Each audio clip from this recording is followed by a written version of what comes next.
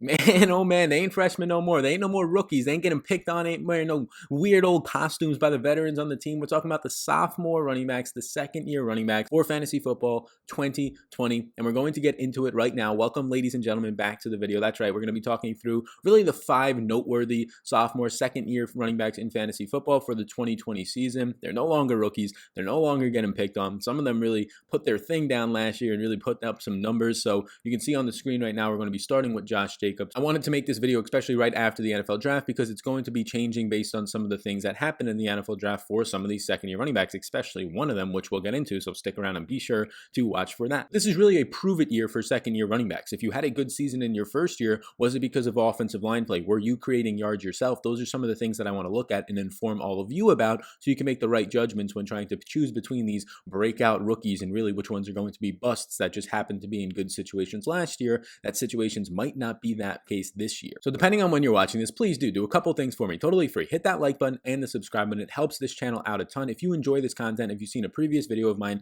take the few seconds to do that and hit that notification bell. The notification bell, to be completely honest with you, helps the YouTube algorithm. More people that flood into the video right when it's posted helps it rank a little bit better. So I appreciate it if you can do all that stuff before we get into this breakdown of the second-year running backs. Now I want to start engaging more in the comment section. So the question of the day today is going to be, which second-year running back would you rather have? Miles Sanders from the Philadelphia Eagles or Devin Singletary from the Buffalo Bills? Drop that question, drop the answer to that question down below in the comment section. I'm going to choose one winner to feature in the next video and give a giveaway to, so be sure to do that down below in the comment section. Miles Sanders or Devin Singletary, I want to hear your opinion. They're both very closely ranked running backs in redraft PPR formats. All right, so Joshie Jacobs of the Oakland Raiders, the John Gruden product, the only running back selected in the first round last year, picked 24 overall, only ran a 4.69 and was getting just last year, I mean, quote unquote, shit on the entire season by the NFL draft scouts and just saying he's too slow, he can't be a running back, and he goes out, puts his thing down, and he becomes the #1 graded rookie running back and the #3 overall running back last year. Now, the funny thing is, if you did watch the NFL draft,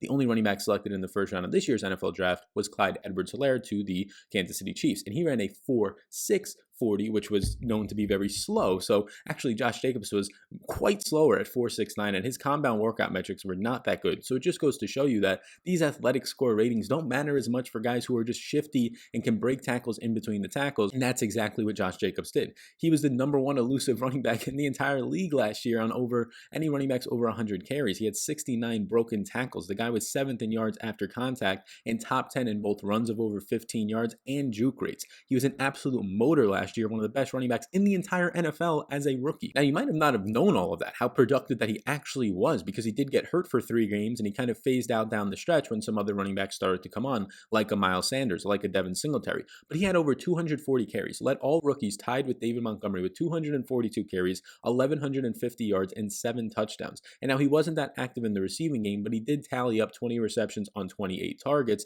and that's the hope that he can take that step forward in the receiving game this year. He had around an average offensive line last year, and he really created a ton of yards all by himself in yards created per touch. The Oakland Raiders in the draft did bolster the offensive line a little bit with a 4th-round offensive tackle, and the interior part of that line was added. And his backfield competition is not much. I mean, when the guy goes out last year and has 242 carries in 13 games, breaking that down to 18.6 carries per game before he had those lower body nagging injuries to end the season out, he's going to be the workhorse there. Now, there is some competition in his backfield, and it mainly comes in a rememberable name and a name that we've seen for a while now in Jalen Richard.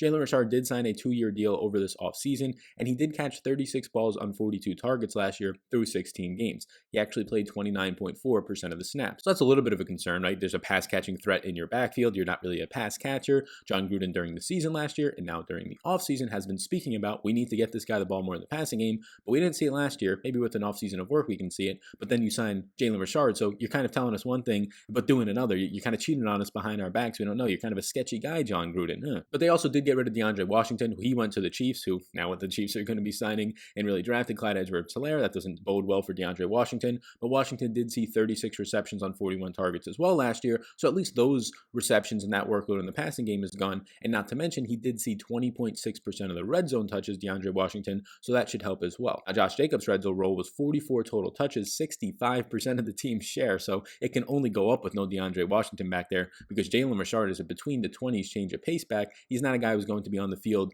and bruiser down in that red zone. Josh Jacobs is one of my favorite dynasty picks in the entire draft. He's one of my favorite redraft picks. I like Josh Jacobs a ton. I'm very excited for Josh Jacobs, and if he can get anything going in the passing game, it's going to help. But what are the concerns for Josh Jacobs in 2019? Well, the biggest one is the pass catching ability. Only 28 targets in 13 games, about 2.2 per game last year, did not bode that well for him. The upside is that DeAndre Washington is not there, and another offseason of work, and hopefully he can get some camp in to really work on his pass catching skill set with the pandemic going on. But that's maybe the hope that he can get some work in the offseason, and the coaches at least want to get him the ball. We shall see. Another potential downside, though, is that the Oakland Raiders drafted in the 3rd round before they drafted Brian Edwards, who's a wide receiver, Lynn Bowden III, who's actually a wide receiver, but also was a Wildcat quarterback, and they might actually use him as this gadget guy in Oakland. If you're going to have Lynn Bowden coming out of the backfield as a gadget guy, that only helps the target share for Josh Jacobs out of the backfield, and Lynn Bowden was picked in the 3rd round out of Kentucky, so there is some decent draft capital there to actually get him on the field. Depending on how they use him, it could impact Josh Jacobs negatively. Durability is a minor concern. He had the shoulder fracture last year. That's something that does heal. It's not like a concussion, which can be nagging you and become a long-term issue. It's not like a ligament problem for a speedy wide receiver like a hamstring or a groin that can easily be re-triggered. A shoulder should be able to heal, especially with the amount of time he's had and missing those 3 games down the stretch. The red zone role is firmly there. He saw 65% of the snaps last year, and you're likely only going to see an increase in that work as he gets healthier and his overall touches increase from 44 to the 50 plus this year.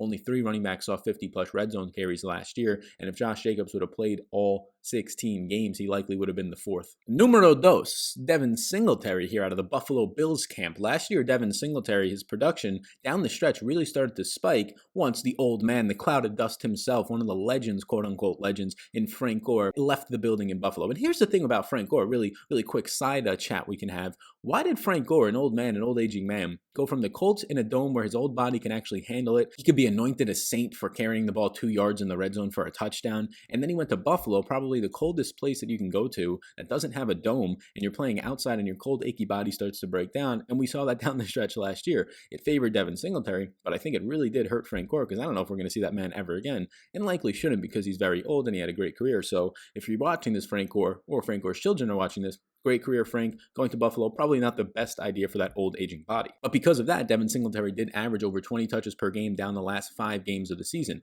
This might be a reason why you kind of forget a little bit about Josh Jacobs, because he was injured during that time while Devin Singletary started to pick up some steam. Devin Singletary only did see, though, 151 total carries, 12.6 per game if you exemplify that over the entire season. He went 151 carries for 774 yards and 4 touchdowns. He did add 42 targets, which is nice to see, about 2.4 per game, and he hauled in 29 of those. He was number 5 in true yards per carry at 4.9 per carry. It filters out some other garbage and just opportunities where you're not going to be able to pick up any yardage because you're just slammed in the backfield. Here's a really interesting stat about Devin Singletary last year, and it can go one of 2 ways. It could either be he's really good, or it can be, yeah, he's definitely due to regress. He was the number 10 running back in runs of 10 or more yards on 60 less carries than the next guy in front of him, Saquon Barkley, who was number 9. He had 100 less carries than everybody in the top 7 in that department. So his breakaway percentage, his explosiveness was very, very good last year. But is that sustainable? Can a rookie come into the league and just from year 1 to year 2, especially when you're not a highly touted prospect running a 4.66 and being a smaller back, only 5'7", 203 pounds, can you just consistently be one of the best running backs in the league? Or is it 1, a smaller sample, and 2, just regression is due for you? I do think he's a talented player, but I also think those guys ahead of him in Saquon Barkley and the other top 10 players in that department are also talented. So when I look at Devin Singletary, I'm not going to say he's this much better than them on a per touch basis as he was last year. In my opinion, I do think that regression is coming for Devin Singletary in Buffalo. He did break 36 tackles on those 151 carries though, which was just absolutely incredible. It made him a top 5 running back in the elusive department last year when you consider juke rate, and he was top 10 in yards per touch created himself. And that makes sense. Some of the stuff that we were already talking about, those huge runs that he was getting, he was creating a lot of those on his own. Now, there is also the argument that Josh Allen was in his backfield last year. Josh Allen ran the ball 30% of the time in the red zone, ran the ball often, especially in quarterback designs. So that does help these running backs when there's the element of a deceptive quarterback that is mobile in the backfield that defenses and linebackers have to worry about. So Devin Singletary's red zone work in 2019 was 18 touches in the red zone, but 20 total touches when you factor in receptions, 18 on the ground. That was just 26% of the team's share. The big issue was Frank Gore was there, and he saw 37% of the team's red zone share. And the bigger issue is that Josh Allen, that mobile quarterback we talked about, saw 30.1% of the red zone work. So Frank Gore's gone. Those 36.8% of the carries are gone. That's a good thing, right? It's not. It was a good thing before the NFL draft. And then the Buffalo Bills go out and spend a third-round pick on Zach Moss. And now Zach Moss, 2 days after the draft, by the time you're watching this, is already being touted as the Frank Gore red zone back. They want Devin Singletary to keep a similar role, they said, to when Frank Gore was on the team and healthy earlier in the season. Alarms, alarms, alarms. Throw up your red flags, because this is exactly what Zach Moss was doing in college. Zach Moss for 4 years went to Utah. He didn't come out after his third year, which is alarming for his skill set in general. But Zach Moss at Utah was compared to Monte Ball, a red zone grinder, somebody who can pick up yards. 235 carries last year, 1,400 yards over that, and 17 touchdowns was the big thing. He was active in the receiving game. And another bad thing to look at for Devin Singletary, Frank Gore was not much of a pass catcher anymore at his older age. But Zach Moss caught 28 balls in his 2 healthy seasons in college. That's more than Devin Singletary caught last year. So it's a little bit of a concern for Devin Singletary's overall role in this offense. Now, the summaries of Zach Moss are how elusive he is, like Devin Singletary. He can pass protect, like Devin Singletary to an extent. The downsides are his speed and his size and his age. He's coming out a little bit older, which all those things are very similar to Devin Singletary when he came out. So it seems like the Bills drafted another Devin Singletary, except the guy who is a little bit better and a little bit more active around the red zone to fill that Frank Gore role. And that just scares the crap out of me. Throw up your red flags right now. You have to remember, Devin Singletary only started to see his 20-plus touches a game down the stretch when Frank Gore was phased out. If there was a Zach Moss on the field for 6 to 8 touches in those games, you're only getting 12 carries a game out of Devin Singletary on the season, and not a lot of red zone work, and maybe losing pass catching work. That's not great at all. My concerns are that the pass catching work, 3.3 targets per game last year was good to see, but will that actually pick up this year with Zach Moss being back there? The fact that Zach Moss is back there in general is probably my number one concern now. The question of the day was Singletary or Miles Sanders. That was a very close question for me before the NFL draft. Seeing the fact that they drafted a third-round running back, the Bills, makes me a little bit more hesitant on actually ranking Singletary ahead of Miles Sanders this year. My other concerns are that Josh Allen's mobility. Josh Allen had 30% of the red zone target touches last year. He was 5 of 5 inside the 5-yard line for 5 touchdowns. 100% success rate was Josh Allen inside the red zone, and they were calling his own number. It wasn't by scramble. It was by design. So Singletary does have the upside, but there's a lot of question marks that we're going to have to hash out. Right now, out of these second-year backs between him, Josh Allen, and some of the guys we're going to talk about next, I kind of rank him below them, and we'll do a final ranking at the end of the show, so be sure to stay tuned for that. Shout out Penn State, Miles Sanders, second-year running back this year after starting with the Philadelphia Eagles last year, and similar to Singletary, a slow start to the season due to really not nagging injuries, but just competition in the backfield with Jordan Howard. Well, Jordan Howard is no longer there, ladies and gentlemen, as he takes his talents to Miami to actually work now with Matt Breida and Tua in that new Miami offense, but Miles Sanders is left with a nice backfield and potentially the workhorse role in this backfield. Now, his production last year was 179 carries for 818 rushing yards, a 4.2 true yards per carry, and 6 total touchdowns. His workload in terms of volume and his carries and his rush attempts both hovered around the top 22 for all running backs, a pretty good number for a rookie last year who also was splitting the workload for about half of the season until Jordan Howard got hurt mid-year. And if he's your second or third pick in redraft formats, you feel really good about it. 50 receptions on 63 targets for over 500 yards and 3 touchdowns last year. He was averaging right around 4 targets per game, and that was only playing 53% of the snaps. What happens when Miles Sanders increases his snap share to 65%? Even just 60%. And now he's in a second year in this offense. Now, I know they didn't have a ton of wide receiver help last year, and man, oh man, all Philly did in the draft was trade for Marquise Goodwin, draft Jalen Reagor, draft 3 other wide receivers in the draft itself. So they have a lot of options now to go along with Jeffrey returning and their 2 tight end sets. But I don't think they're just going to factor out Miles Sanders because of that. Sure, maybe the numbers were inflated because they didn't have a ton of other targets to choose from, but 50 receptions is well in the cards, and I think that's closer to a floor number for Miles Sanders. I do think that you're going to continue to see somewhere between 4 or 5 targets a game for Miles Sanders, and his elusiveness in open space last year proves to be that he just deserves the ball more and more. He was top 5 in yards per touch, top 5, 5.8, ahead of guys like Saquon Barkley, ahead of other guys that were drafted way higher than his second-round capital to the Eagles last year.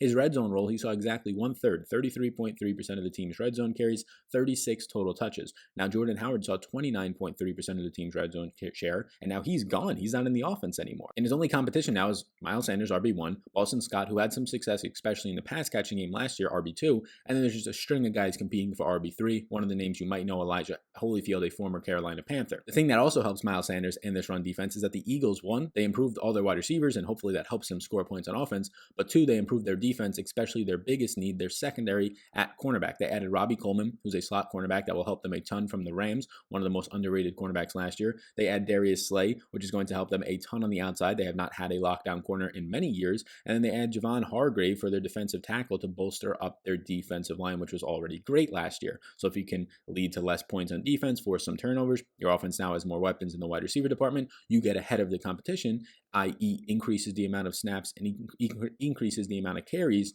for one Miles Sanders. So the game script and the usage rates should bump up this year based on the offseason moves and just the overall coaching department of this Philadelphia Eagles team. The Eagles already had the #1 run blocking unit last year, but they indeed drafted a 4th and 6th round offensive tackles in this past draft. So they're just trying to bolster the depth there, so you could feel really good about it per PFF, #1 ranked offensive line last season. Now your concerns with Miles Sanders, if there are any, was that he struggled to break tackles. He just had 27 avoided tackles on 179 carries. Not that great. His split backfield potential with Boston Scott, although I don't think it's really there based on draft capital, 2nd round pick for Sanders and his production last year. I don't think we're seeing a 50-50 split with Scott, maybe 65-35. But even if that is the split, more touches, more potential targets to go to Boston Scott, that's always going to be a downside. But really in this day's NFL, you're going to see running back by committees of that stretch in pretty much every backfield, seeing 70-30 splits. And then finally, his pass blocking is not that great. That's really what took him off the field for Jordan Howard, the veteran, last year at times. So if there was a guy who came in and was just really good at pass protection,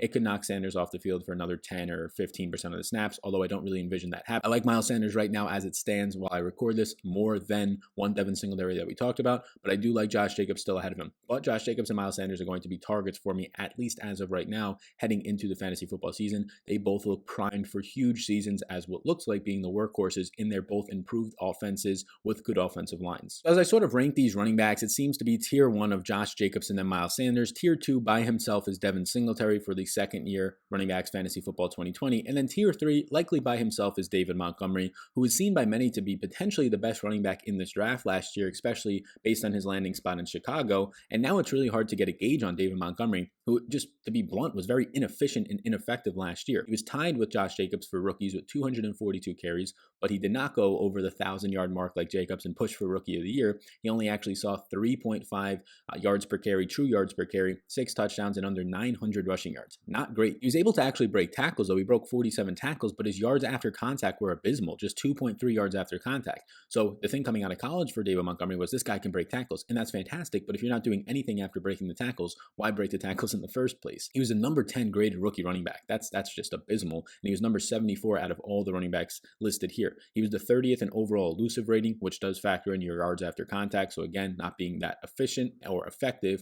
And then when you factor in the passing game work, it's just always going to be a nut low for him. Sneaky Tariq Cohen, sneaky shifty Tariq Cohen coming out of the backfield, limited David Montgomery to just 25 receptions on 33 targets last year while he was playing 58% of the snaps. That's not great. You want to know why that's not great? Because Tariq Cohen caught 79 balls on over 100 targets, 6.4 targets per game on only 49.8% of the snaps. And Cohen continues to get better as a pass catcher. One of the most underrated and underappreciated assets in this entire league, maybe because he's in this Bears offense and organization that has just been terrible for the last 3 to 5 years, is Tariq Cohen, and he's not being appreciated enough, but he is taking just all of the upside away from David Montgomery, in my opinion, for fantasy formats. Then you factor in the QB play of this team and how they're signing quarterbacks, veteran quarterbacks, and how they have Mitch Trubisky there, and there's going to be a competition. And if you have 2 quarterbacks or 3 quarterbacks, you have no quarterbacks. That's exactly what's happening in Chicago right now. So to rely on David Montgomery, who, 1, is not going to have a pass catching role, and 2, is going to be in an unstable offense that just loves adding tight ends in the draft and signing old, aging, dusty tight ends like Jimmy Graham, it doesn't bode that well for David Montgomery. But Tariq Cohen is right there as a 1A, 1B option for whoever decides to be the quarterback because of his pass catching skill set. There's not much behind that with Ryan Nall, who didn't really get any work outside of the preseason last year. The one positive for David Montgomery, though, is the fact that they did give him a lot of work, 242 carries, and they gave him a ton of red zone work, 64.7% of the red zone attempts and 88% of the red zone attempts inside the 5-yard line. That's good to see, but I don't want a running back who's touchdown dependent with no pass catching role. That's not fun. LeGarrette Blount in this day and age is not that fun to own in fantasy formats. Bears offensive line was around middle of the pack to below average, and they didn't do much for it. They added 2 7th round offensive tackles for depth. Maybe that helps. I believe they actually added a center as well in the 7th round, so we'll see if that actually helps, if those guys are even used, but most likely they will be depth pieces.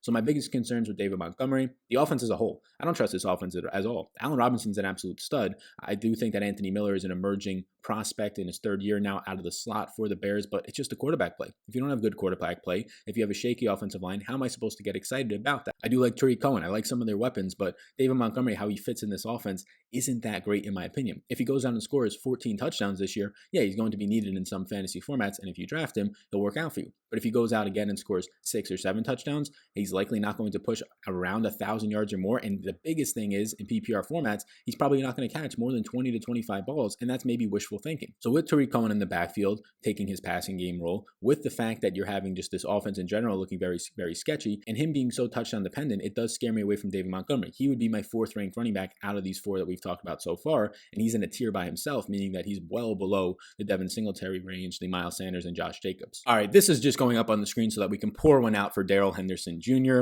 Let's pour one out all together right now. Take some time, get your whiskey, get your favorite beverage of choice. Maybe it's a Yingling or a beer. Just pour one out for Darrell Henderson Jr. because Darrell Henderson Jr. is likely going to be done in the Los Angeles Rams system. Now, maybe this will be a cold take exposed, but they went out and drafted Cam Akers in the 2nd round. Henderson Jr. was picked in the 3rd round last year and couldn't even beat out John Kelly at times in the preseason. Couldn't even beat out Malcolm Brown last year for the backup role behind Todd Gurley. Henderson Jr. only played around 2% of the snaps last year, and now you have a situation where there's no Todd Gurley, there's no 75% of the snaps there, so that's really good for Henderson Jr., right? Well, that was the case until the NFL draft when the Rams decided to draft Cam Akers out of Florida State in the 2nd round, giving him that better draft capital, and that tells you all you need to know about their confidence in Darrell Henderson Jr. There really isn't any. Now, the downside for whoever is going to be in this Rams offense is that their offensive line ranked 31st overall last year out of 32 offensive lines. That's terrible due to injuries, due to some transactional pieces, and 26th in run blocking. That's really, really bad. So as the depth chart stands right now, it's probably number 1 up top, Cam Akers, number 2, Malcolm Brown, and number 3 still Darrell Henderson Jr., who only saw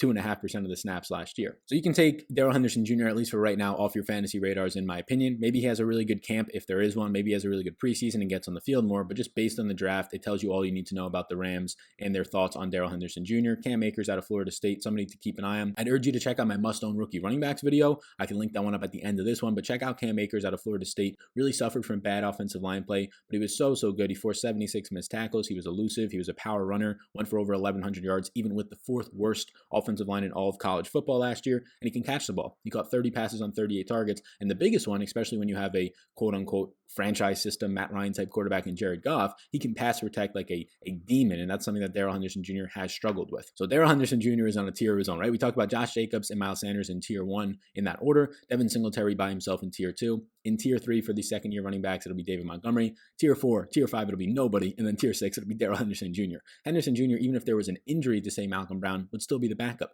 Even if there was an injury to Cam Akers, would probably then get into a 50-50 timeshare. But a lot of things have to break his way. And I'm not wishing injury upon anybody. So it does not look like Darrell Henderson Jr. is going to be that much of a factor based on what the Rams did in the draft this season. So if you enjoyed that video, please do hit the subscribe button. Take a couple seconds right now. Everything down below, I'm going to put a big button up on the screen. Hit the subscribe button and the notification bell, the like button as well. All those things help me in the YouTube algorithm reach more people. If you appreciated this video and you thought it was good and valuable, you appreciate the effort put in, be sure to hit that subscribe button.